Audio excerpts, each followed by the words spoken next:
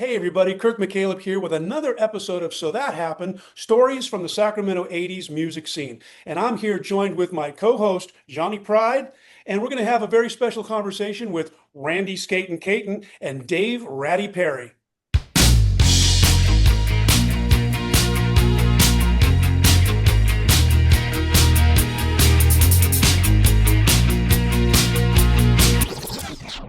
Hey fellas, how we doing today? Good. Everybody's good.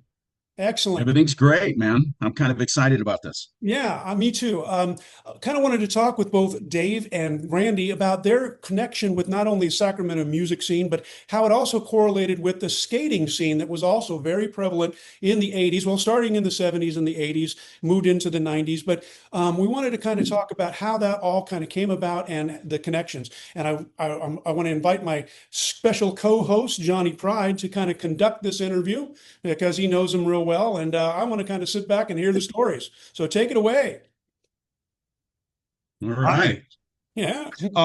Here with a couple of Sacramento OG legends. Two of my BFFs, Randy and Ratty, or Dave. He's Dave now that he's grown up, but he's still Ratty to me. You know, it's sort of like I was never John. I was always Johnny. Well, But anyway, let me check real quick.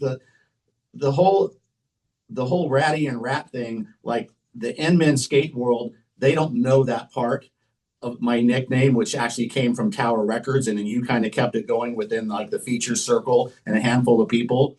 But the whole other world in Sacramento world, very few of those people know me as the rat man, rat boy, ratty rat, like Laura used to call me or whatever. So whenever you throw that stuff out there on Facebook, people are like, "Who the fuck are you talking about?" Now Right. you're going to become infamous, right? Yeah. I would say, you know, when KYM and I were living over on our street, Dave lived in the house in a place that was dubbed the Rat Room. Remember the Rat Room? Well, of course I do. It was big enough for a twin size bed and a little dresser, and that was it. It was a twin size bed, a dresser, and whatever little friends you had over. Yeah. Was that so? Yeah, all the things that Kurt was just talking about, I want to talk about, and it's been a long time coming getting everybody together, but it's so good to see you guys. Let's start from the beginning. Before I got to SAC, Dave and Randy knew each other. How did that happen?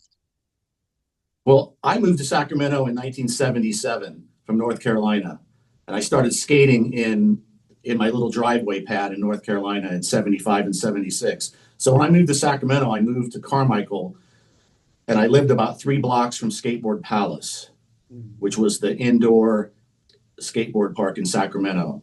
And between there and a shitty park called Rainbow Skate Park up in Citrus Heights, and Sierra Wave was, I think, when did Sierra Wave open, Randy? In 77 or 78? 70, it was 77 to 79. Okay. So I went into Skateboard Palace, became part of the Skateboard Palace team, started hanging out with Ted Mendoza, and I met, and I went to Barrett Junior High School. So I met Roy Garcia, became one of my best friends because he was one of the only other skater kids there. And so just kind of through that circle, I met everyone. I met John O'Shea and Bixby and the Morehouse brothers and Randy and everyone when I was 12 years old. I mean, I was just a tyke. You know, and everyone was a few years older than me. And I met Doc Ruggs, used to drive us around in his station wagon and take us we used to do demos at schools when I was 13 or 14. We go to a church parking lot and do a slalom demo and stuff like that. But I think I met Randy. I think we actually met probably at Sierra Wave because that was your spot. You were kind of the team captain at Sierra Wave, and I remember trying out for the team, but I didn't make it. What do you remember about that time, Randy? You know, I remember Dave popping in there, but you know, the N-Men were, we were all, it's a layered group, right? There was that first crew, maybe 8 or 9 of us, and then there was 15, and then there was 20, and then there was 30, and but I mean, I think that the essence of it all was we were skateboarders, and skateboarders were a clique back then. It's not like it was now where there's millions of skateboarders and you could be like the lone star and be a skateboarding. Back then, when you were a skateboarder, you gravitated to other skateboarders. And the whole do-it-yourself attitude is the reason why all these great bands came out of Sacramento in the 80s, because everybody wanted to express themselves in different ways, so we were skateboarders, we were punk rockers, we were the odd men out, and we were proud to kind of fly that flag. And I remember Dave being a big part of that. And we fit right in. If you wanted to hang out with us, we didn't discriminate against anybody, man. If you had the balls to hang out with us and be part of all the mischief, then yeah, you were part of the crew. Randy, that really speaks to a question I was going to ask you guys about the relationship between skateboarding and music. It seems that, and especially in skateboarding, there's a lot of punk rock and stuff, but you and I, and we all sort of like a lot of the classics as well. So there's a very intertwinable relationship between skaters and rockers, and that led to both of you becoming involved in a burgeoning Sacramento scene. So as the Inman were coming up and skating was coming up, so was the Sacramento live rock scene, don't you think? I totally agree. It was something where we kind of made it all happen ourselves, right? Because no one was going to hand it to us. No one was going to ask us to do it. So all of a sudden, all these friends started to get together, whether they had musical talent or not. Punk rock. I mean, look at the Ramones. No one, they didn't know how to play when they started. And those basic 3-chord notes that you can pound out, and then somebody screaming behind it. That was kind of what the change was, because I grew up loving Elton John and all that kind of stuff. And I saw Led Zeppelin on Day in the Green and stuff like that.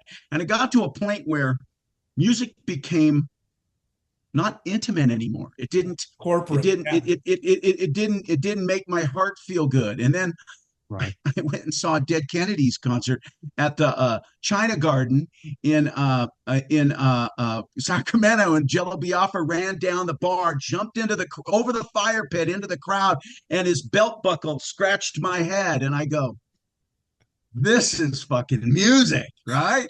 I mean, it was totally what we all wanted, was the rebellion against noodling rock bands. And so that was kind of the start of it all. And then the next thing you know, you turn around and all these people are playing music and getting together with friends. And it wasn't like, we didn't hate rock and roll. We just wanted to do it maybe a different way.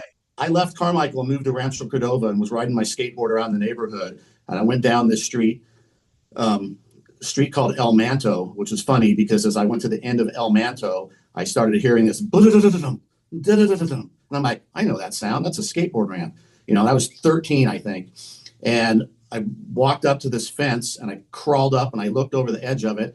And there's Elmo, Stamo, and a couple other people. And it was my first meeting with them. And Elmo will tell it greatly. He said I had this squeaky little prepubescent voice that said, "Hey guys, can I skate your ramp?" Oh my gosh.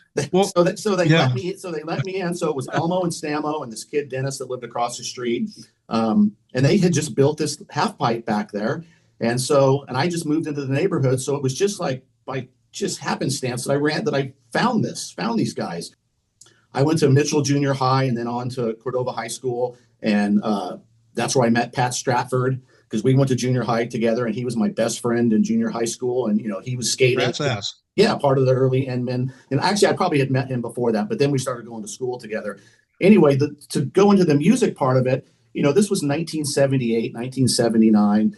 The stuff that was on the radio. I mean, the Knack was on the radio and the Police were screaming Roxanne and everything. And we were getting a little bit of outside music, but, we were all going to Tower Records and buying cool music. And like Randy said, at the China Wagon, the Dead Kennedys were playing and Bo and Carol were doing certain punk rock shows. None of us knew how to play any instruments. And one day sitting in Elmo's garage, we just thought, why don't we start playing? And so we all just kind of decided what we would do. And Elmo got a bass and Stamo got a guitar. And Pat Stratford wanted to be a drummer because he was like the little Tasmanian devil banging on everything. And we roped Dennis Yutt into it because he was insane. And we thought he would be perfect. And we just started writing songs and playing music. And, there were other bands. The bands were playing out at the Coops and everything. And I think the Reagan kids I think the RPMs happened before that, and then the Reagan Kids was after that. But anyway, brief or quickly into how the RC Boys thing happened. We named it RC Boys because it was Rancho Cordova. It was stupid. I later changed the RC to Rad. It was Rad Conspiracy. We changed it to Rad Conspiracy a little bit later. I like that better.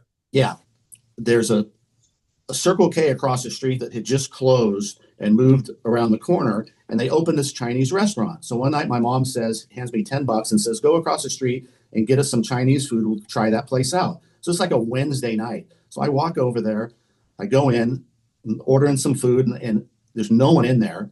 And over in the corner, there's like this little 3-piece country band playing music. And I asked the guy, I go, what is this? And the guy goes, well, we're trying to increase business and trying to get some people in here. And I'm like, okay. And he kind of looks at me and I go, let me throw this out there to you. And again, I was 15. I said, I can pack this place every weekend. And he goes, what? And I go, every weekend with bands. I said, it's not country music. It's going to be rowdy, but we can do it every weekend in here. And he goes, okay. So like the next Friday, we brought the RC Boys in and we had Withdrawal, which was Pat Immel and Louie Grajada. I think, sorry, Louie, if I'm pronouncing your name wrong. Band called ESP. And every Friday and Saturday night, man, we would have, it was $3 to get in, all you could eat chow mein. And they were selling pitchers of beer for $2 or $3. And this guy was loving it. Unfortunately, it only lasted from, I think, fall of 1980 into spring of 81 because we were I wish I had some of the flyers with me. Yeah. I would hand make these flyers and the flyers would say, all ages welcome, pitchers of beer, $2. And we were plastering them all over town, all over Tower Records, all over every telephone pole. Well, eventually cops or someone saw that and the cops raided the place a couple times and kind of gave us a warning. But this guy, I think his name was Ed that ran the place. He didn't fucking care because he was making money every Friday and Saturday night that paid his rent all month long. But the ABC got involved. We had a show. I got Mod Philo played there. This is the very beginning of all of that stuff, right? It's been the beginning. Yeah, I mean, there was a few other things going on, but again, this was 1980 into 81, so it's pretty early. Philo was Paul Clark, Bix, Merrick. Yeah. I booked a show and it was Rad Conspiracy in 7 seconds. So Kevin Seconds, we got a hold of him. He was up in Reno, I think, and they were going to come down and do a show. And all excited, it was going to be this rad punk rock show. 7 seconds, Rad Conspiracy. I still have the flyer, and I think Withdrawal might have been playing too. And we finished playing, and 7 seconds was getting ready to go on, and all of a sudden the ABC came through the door with the cops and shut the place down. And within 7 seconds. Yeah. My memory was, it was an Asian restaurant. There was a little old lady sitting in like a closet on a keg, selling pitchers of beer. Yeah. Going, you 21? You 21? To anyone with $3, though. Anybody with $3. And, are you 21? Yes. And then what separated the band from the crowd was a volleyball net that went across the room. So when people were all moshing, they would fall into the volleyball net, not into the band. Yeah. Yeah. Here's a picture. Here's a picture right here.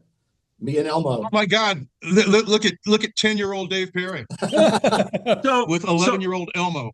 Cool. So back to the do-it-yourself thing. I did something similar at a bar called Fat Fonzie's. For whatever reason, I was in there and I met this guy, Chuck and Lauren. And I said, hey, you know what? I could put, just like Dave, I can fill this up on the weekends.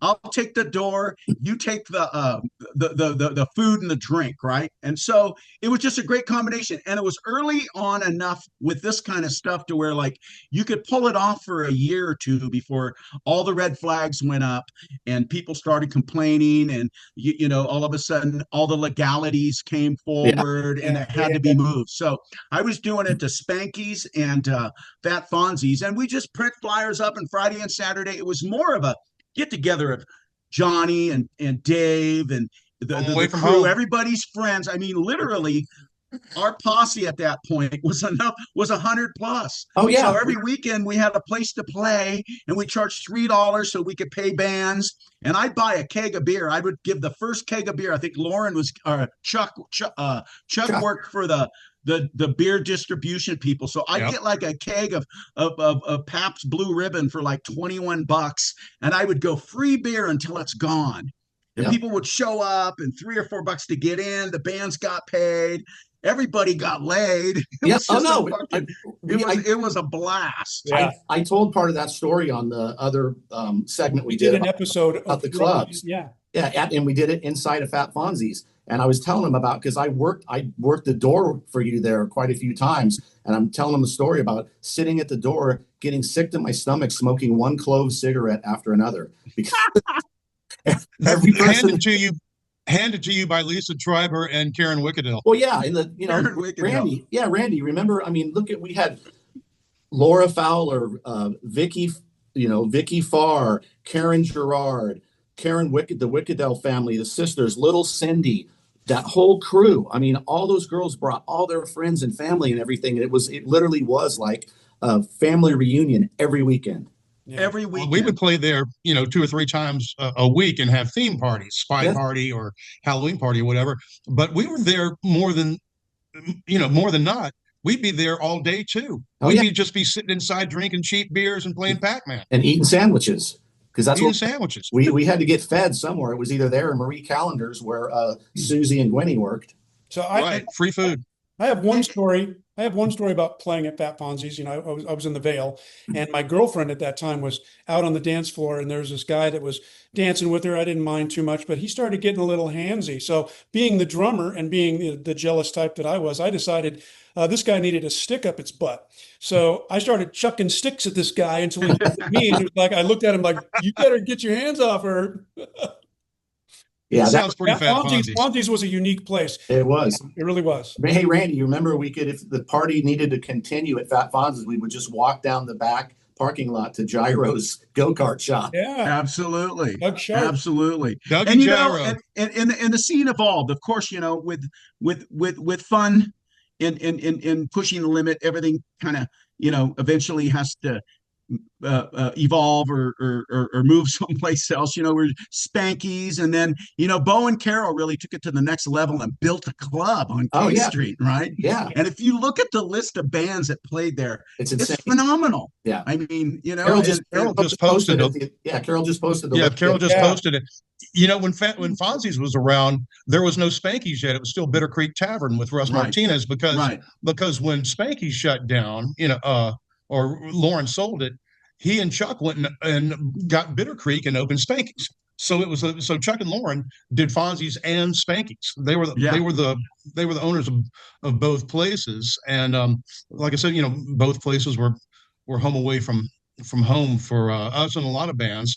And then Lauren would say, "Well, you guys are too big to play Fat Fonzie's anymore," and I would say, "Oh no, nobody's too big to play Fat Fonzie's because we stay here for 3 or 4 days."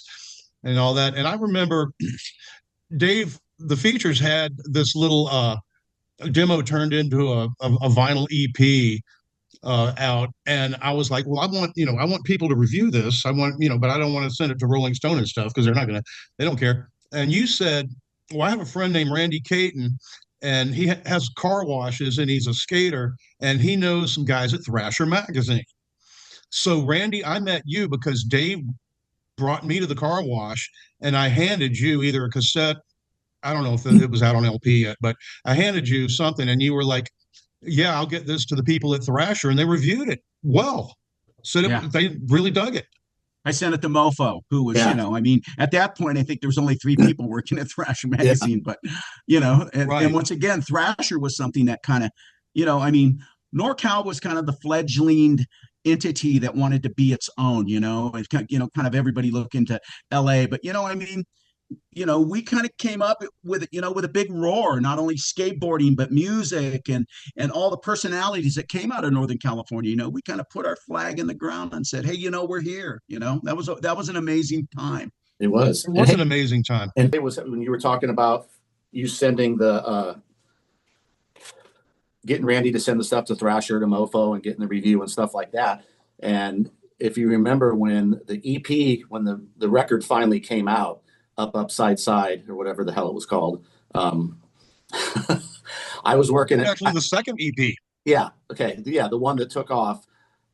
I was working at Tower Records then, and we had Pulse Magazine, and through kind of pulling some strings and getting people to do some favors. And I mean, we did sell a lot of records in the Sacramento market, but we were able to get that record charted in Pulse magazine, which was a national trade. It was a national magazine, and all the Tower Records. We were able to get that record to chart in the top in sales for regional sales. It charted like in the top 10, I think, or something. It got number 2 behind Scorpions in the Sacramento Okay, market. that what it was. Okay, and nationwide it hit somewhere around number 56. yeah, because I would report it every week. I mean, we would boost the sales by a hair or two here and there through the market. Well, we were also trading those records for burgers at Jack in the Box. No, we were trading those records for burritos at Noggles. That's what it was. Burritos at Noggles.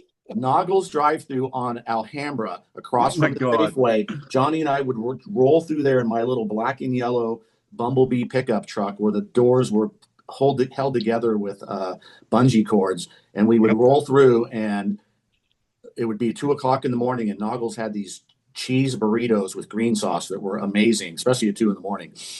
And we would have hardly any money, and we would roll up. And I remember one time one of the girls or someone says, "Hey, aren't you in the features?" And Johnny, I'm like, "Yeah, that's Johnny, da, da, da." And like, "You want a record?" So I'd reach behind my seat and pull out, we had a box of records, and hand him a couple of records. And from that day forward until Noggles closed, I think, we were free to go at the drive-through at Noggles. We just rolled up, placed our order, and they would hand us the bag. See, So that record was good for something. Yeah. I said in the last episode that I did with Johnny about the clubs, we were joking. I said, I don't think Johnny's paid for anything since the late 80s. No.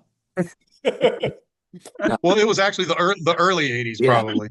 That's funny. So one of the things that came out of all of that was a radio show, right, Randy? Well, Talk a little bit about that radio show. jumping Yeah, a couple I was bored. I moved to Montana in like 2003, and about 2008, my wife and I at that point didn't make it. So I moved into town, and there was like a year where I was trying to figure out what I wanted to do with myself. So I had a friend of mine who had like a twice a week radio show on college radio, KBGA in Missoula, Montana. It was on campus. And so I go, I'm going to do one, and I'm going to do all cool old punk rock, and I'll try to get some interviews. And so I show up, and if I were to do a show more than twice a week, I would have to have the music with commercials in it. But if I only did it twice a week, I didn't have to do any commercials. And I could do pretty much what I wanted to do, right? So that's kind of what I wanted to do. So I called it Generation X, and it was amazing. Of course, JP was on my show, which was great. He's always a good interview, great conversation. I would play some of the old stuff, Pride and Peril, the features and stuff like that. And we'd have great conversations because John's really knowledgeable about music overall, right? So that makes a good interview, right? So I started sending out emails. I, got time to, kill. So I'm on the internet going, how do I get a hold of Henry Rollins? Blah, blah, blah, blah, blah, blah, blah. So I sent him an email. I find some email. I don't know if it's going to him or not. And I go, punk rock in Montana with a question mark. That worked. I interviewed Greg Graffin and Keith Morris and Ian Mackay. And I mean, if you go to earthpatrolmedia.com, it's a skateboard Rich website. Earthpatrolmedia.com. It's out of Oregon. My friend Rich Burton has it. Yeah. All these interviews are still on there. And I couldn't believe, I did Exene and Billy Zoom. And next thing you know, all these people are on my show. And it just fucking blew my mind. But it really got me a chance to even learn more than what I knew about music. Because music makes my life go around, right? But I was able to ask these super cool questions to these people and some obscure stuff, I asked Greg Graffin what he had in his refrigerator right now. It's like you just throw some weird crap out there, right? He said severed limbs. Severed limbs. But and then I did I did Mofo and some of the local punk rock bands that were involved in San Francisco, the Free Beer guys, and it just, my friends were easy to get. Getting some regional names or some punk rock heroes, but some people ignored me. Like, my show was called Generation X, but I could never get Billy Idol, right? I couldn't even get him to return an email, but it was fun trying. I wrecked a car with Billy Idol in it once. Great. Playing on the radio or with the guy in the car? Well, actually the engine blew. It was not my car. Oh, it wasn't a I was leg taking breaking Billy experience, home huh? from or to his hotel. Right. So it was something that at that time in my life when I was kind of in a turmoil after divorce and doing all that kind of stuff, it really kind of made the time go by. It gave me some confidence to be able to go into the next dimension of my life, which I think everybody has those moments, right? Yeah, absolutely. Dave, That's you. what about you? How did, the 80s was a very special time for all of us. And obviously, we've talked with both of you guys on how it was special with you, but how did it affect you for the rest of your life and those stories and those memories? Well, I mean, it's kept the family alive for a long time. I mean, I moved up. I left Sacramento. I got separated from my wife in the first time in '94, and I was a sales rep at the time. I sold band merchandise, licensed stuff, everything from AC/DC to New Kids on the Block to Teenage Mutant Ninja Turtles. I did that. I sold to Tower Records and T-shirt shops and record stores all over Northern California. Well, then came time to escape Sacramento and move on, and I went up to Portland and did the same thing up there for a different company. But I got up there and I moved up there. I had my skateboard in my hand and my camera and everything like that. And I went down to Burnside Skate Park, and it was only a matter of a couple of months before I linked up with everyone up there. Bryce Kanights and Rich Burton and the whole crew up there. Um, Wally, Tom Inouye, legend. I mean, and I didn't do anything up there as far as like booking bands or anything like that, but I sold my merchandise, the stuff that I rep to record stores. So I was always in the clubs up there.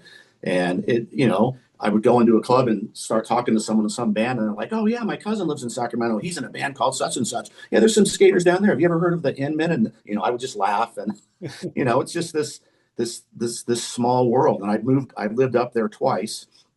Um, and the second time I went up there, I got involved with a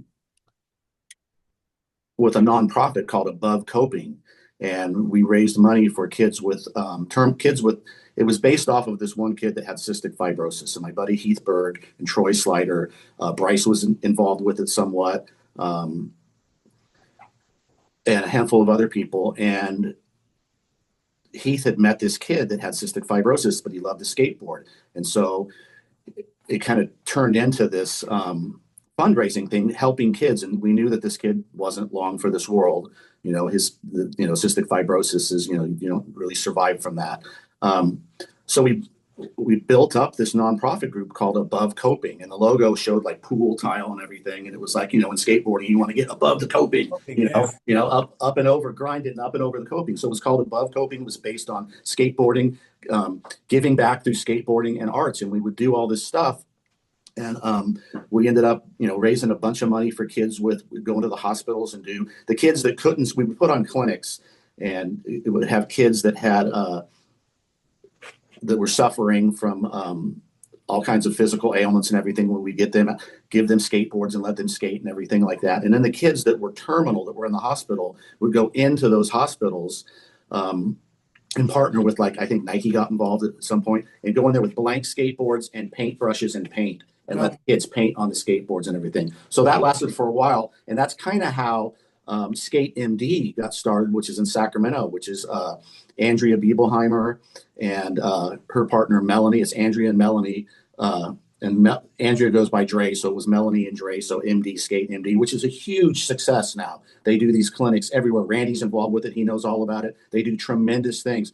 Well, they came up, Andrea and her boyfriend, fiance at the time, came up and did a little skate tour, and I took them out and we skated them some parks, and they kind of saw what we were doing up there with Above Coping, and she had already wanted to do something like that. So, everything just kind of comes full circle, Randy, you just hosted an event at your place in Montana, right? Well, I work with Montana Pool Services, my friend Jeff, and he started that. He's one of those guys in Pearl Jam, right? Yeah. So Yeah. he's Jeff been, Ament?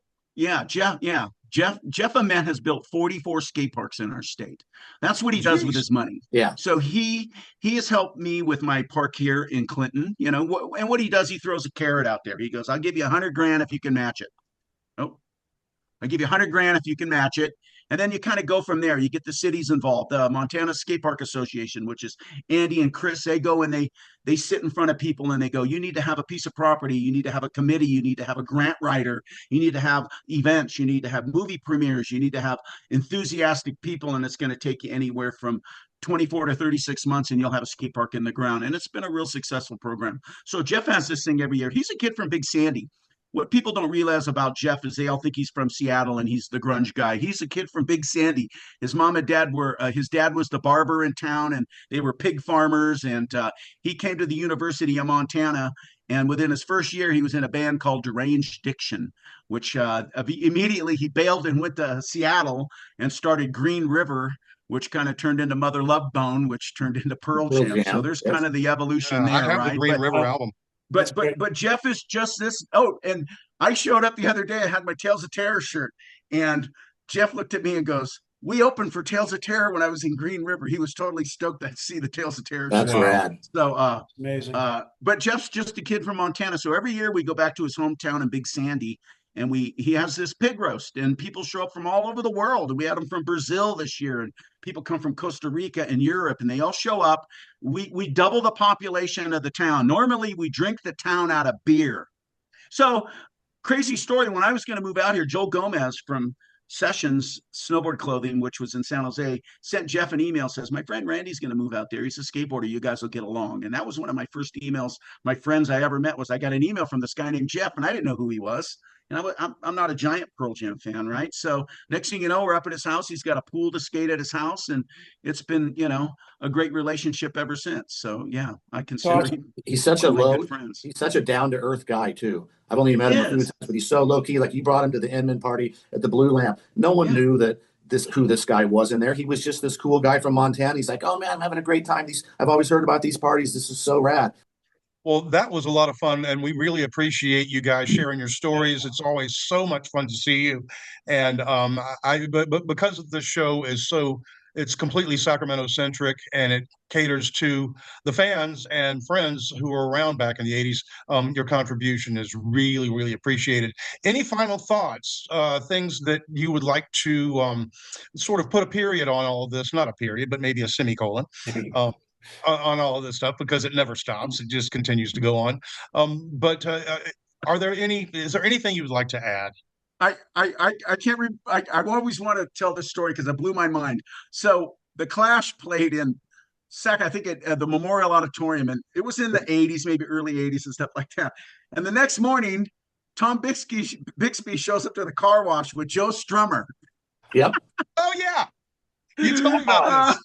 I was sitting there, and Bixby's all, hey, man, I want you to meet someone. I'm all, okay. I walk over to the car. Joe Strummer gets out. I'm all like, how'd you end up with Joe Strummer? He had that. There was that guy, Peter, who was Joe's friend. And I don't remember where Peter came from, but that was the connection. And they ended up at Merrick's house playing acoustic guitar in Tom Merrick's bedroom, and then went over and played music in the park. I think Eric Fremstead and Amy Landers were there. And it was at the Scottish Rite Temple on 8th Street. Out underneath the tree, you got Joe Strummer with an acoustic guitar and Bixby and that Peter guy, and they're just hanging out after they played at the Memorial. He was here for a couple of days. We had a lot of. I try not to get choked up because we had a lot of good people that we lost. Over the years, and I just want to do raise a glass to Stamo and Charlie Stratford and Lion Wong, and I mean, there's a lot of people that that didn't make it out. They lost. We lost them in the 80s and the 90s, and in the last Charlie Stratford a few years ago. And they were all a core part of our family. Like what we did, a lot of what we did wouldn't have been possible without those people. So a lot of respect, and love goes out to them and their families. And I can't believe I turned fucking 60 years old this year, and here we are talking about this stuff like it just happened yesterday.